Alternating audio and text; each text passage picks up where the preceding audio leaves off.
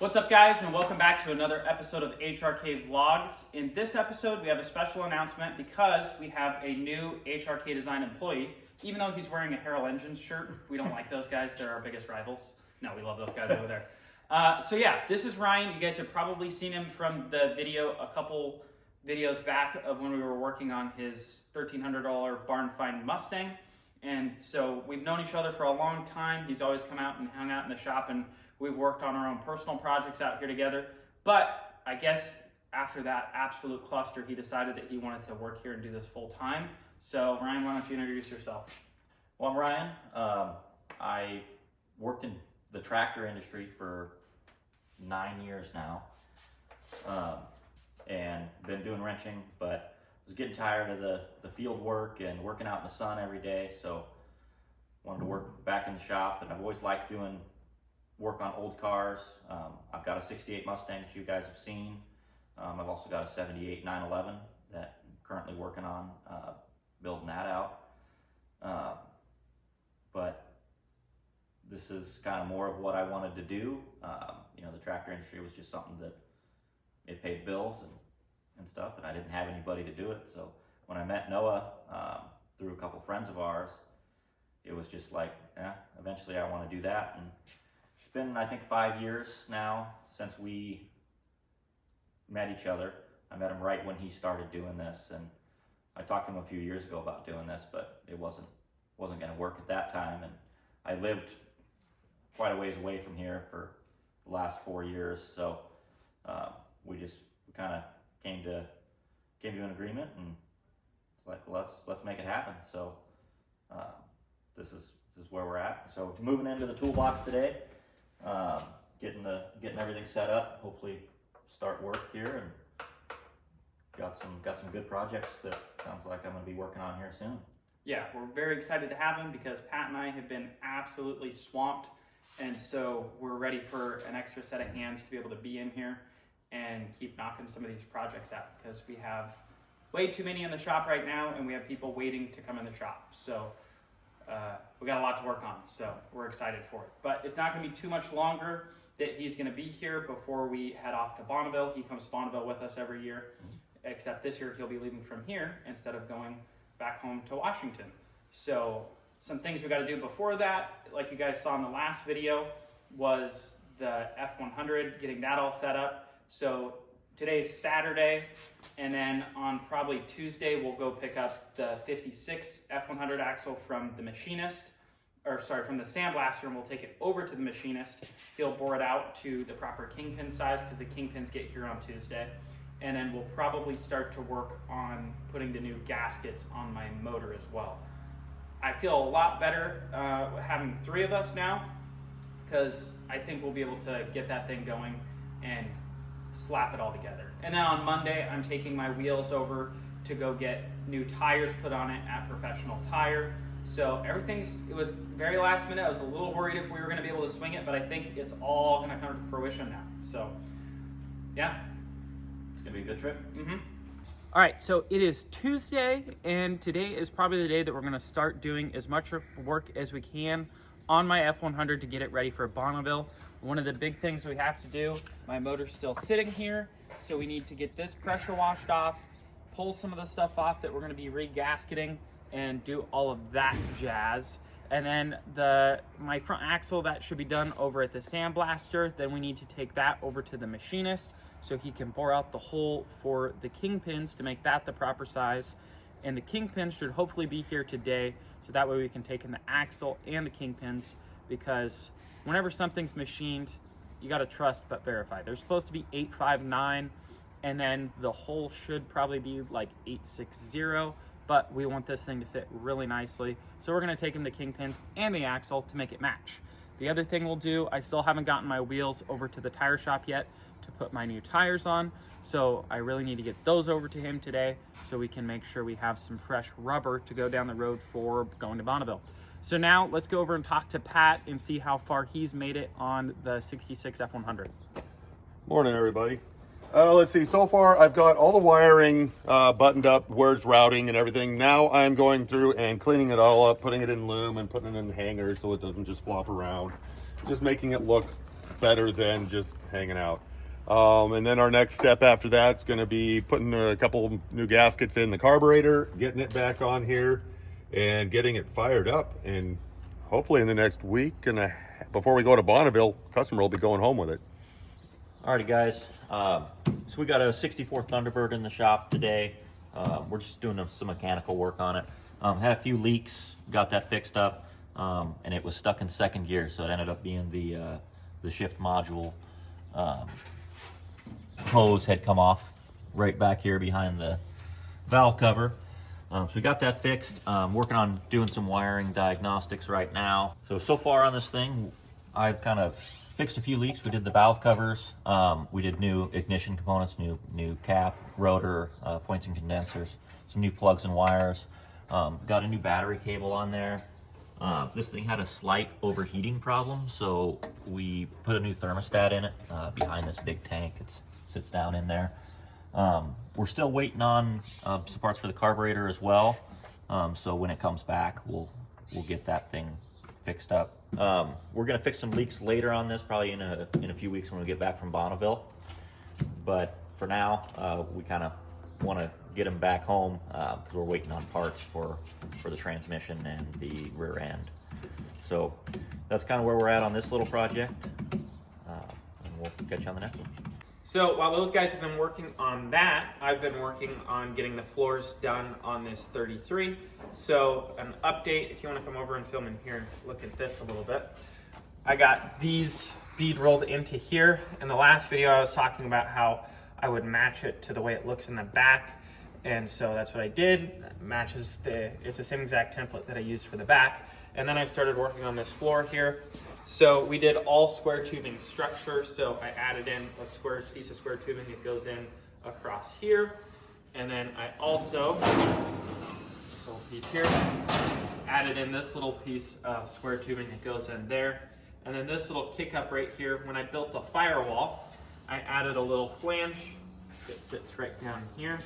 And so the angle of this flange matches the factory kick up that's coming up this way. So that is able to sit on there nicely. Moving over onto the driver's side, one of the things we're gonna have to fix is the brake pedal.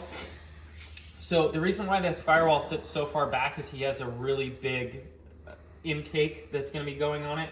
So we needed all this room to be sunk back so that way his intake would fit.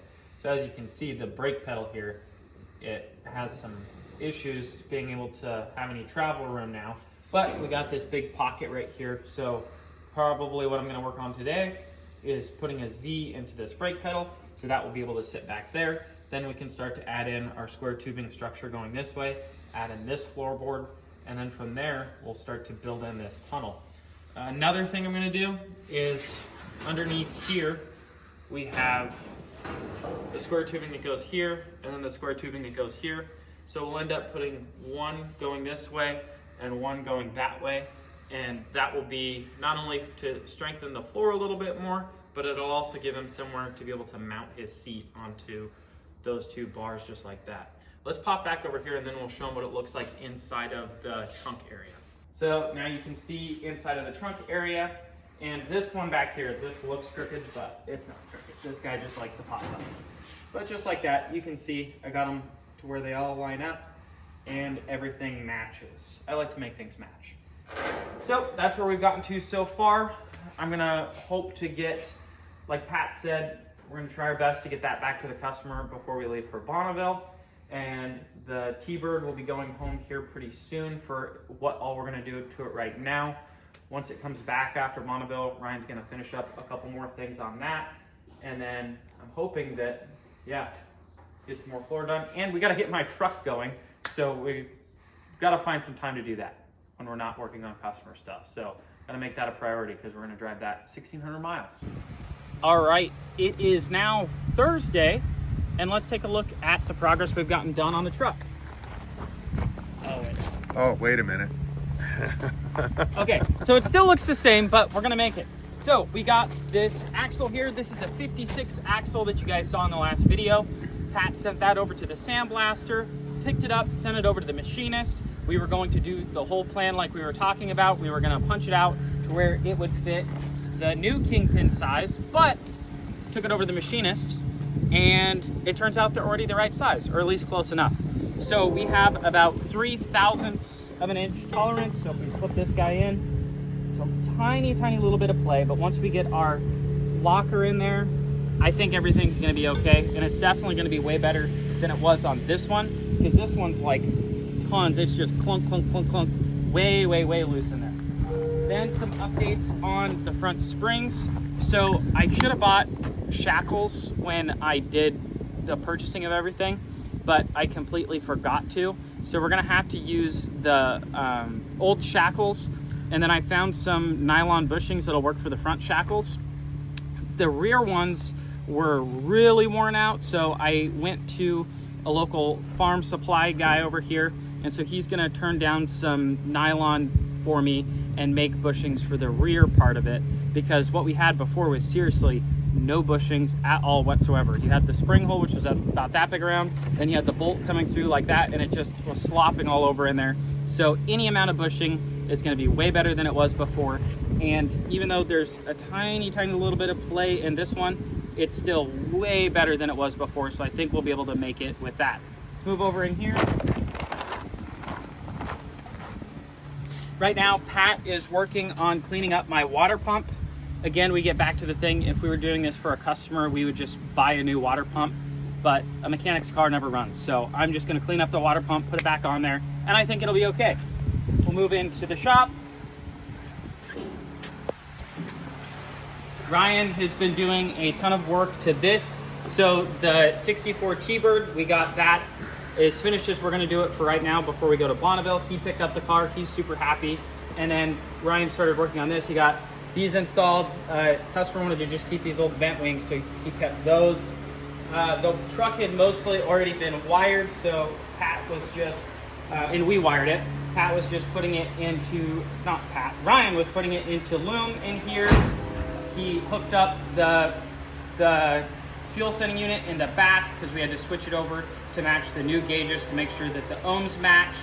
We also updated it, new clutch master cylinder, which is not in here right now, new clutch slave cylinder, which is down there.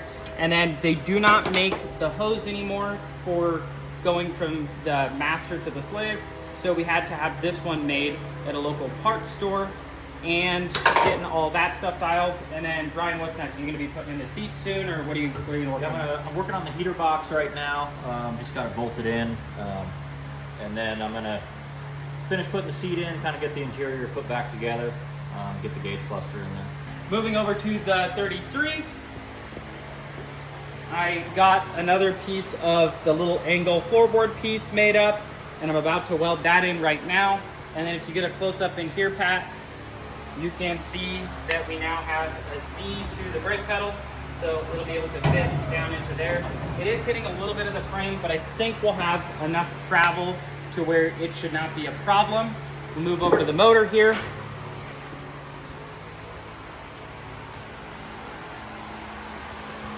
Pat has gotten the motor very nicely cleaned up, and right now we're kind of discussing game plan. So the front timing cover here, where the water pump bolts in, has a couple of holes where the threads had been ripped out previously, and so we're probably going to helicoil those to be able to get some bolts in there again.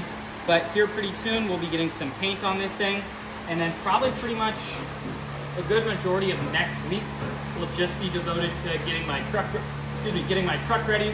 So we'll put the new front axle in there. We'll get the original springs put back in there with the new bushings, put the motor back in there, and then on Thursday morning, we leave. We'll stop in Fields, Oregon, which is absolutely in the middle of nowhere.